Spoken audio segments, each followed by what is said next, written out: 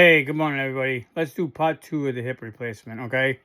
So now that you picked out your doctor and you know where you're going to go, okay, there's things that you need to get done, okay?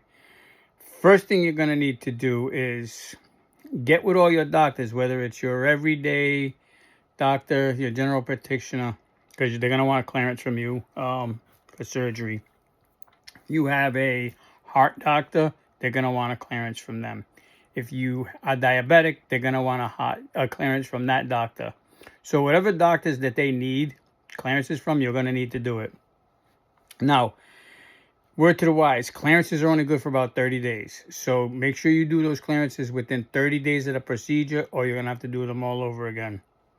And yes, it's a pain to book it all and stuff like that to get it done. So make sure once you set your time, you tell the doctors, hey, look, I need dates, I need this, I need this, I need this, and I need it done by this time.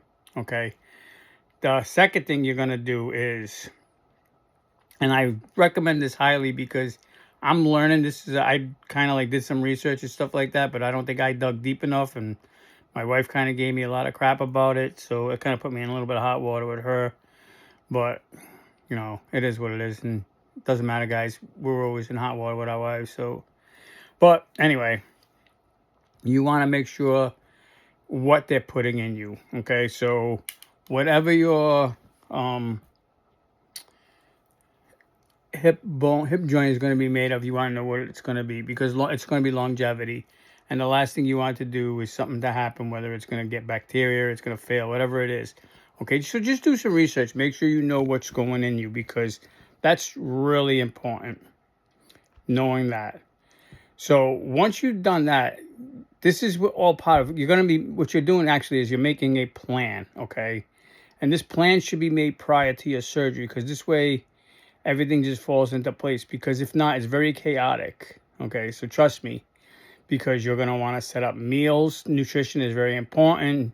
You're going to have to figure out your medications, if you take medications, because there's certain time you're going to have to stop medications. So you're going to have to know if you can handle this medication stoppage. I'm diabetic. So like, just because it's me, I'm going to explain. So a week prior to the surgery, I have to stop taking my diabetes medicine. So I take two different types of diabetes medicine. I take a EpiPen style, and then I take a pill. So 3 days before the operation, I had to stop the pill. A week before the operation, which is actually 2 weeks, I had to stop the Epi style pen. Okay. Blood thinners, you have to stop within 3 days. So pretty much the only pill I was able to take before the operation was my heart pills. That's it. So, but again, that's all part of the plan. Nutrition is really important. Hydration is super, super important. Because you're gonna understand when I say this. Now, when I was in, they asked me if I wanted to have the catheter done or no. I chose not to. I figured why I had more excruciating pain to myself than I already needed. But that's something that you need to think about. And then there's going to be some other stuff. So you want to be able to make, because 24 to 48 hours prior to your operation, you're not going to be able to eat. Well, that's what they tell you. And if you do, it's clear liquids, broths, jellos, no reds. No, for some reason, no, I don't know why they don't want the red dyes, but no reds. So plan accordingly. And then plan accordingly after the fact, because if you're single, I hope you have somebody to take care of you, because if not, then I'm going to say, you know, make sure you go to a nursing home for the rehab, because that's going to be the smartest thing to do, because no one's going to be around to help you get in and out of bed. No one's going to be around to help you take a dump, which getting on and off a toilet is, that's another whole different ball game. We'll get into all of that stuff. But there's stuff that you're going to need to learn. There's equipment that you should buy or see if you can get your insurance company to pay for. I don't know which one they'll do. I'll make my recommendations in another video.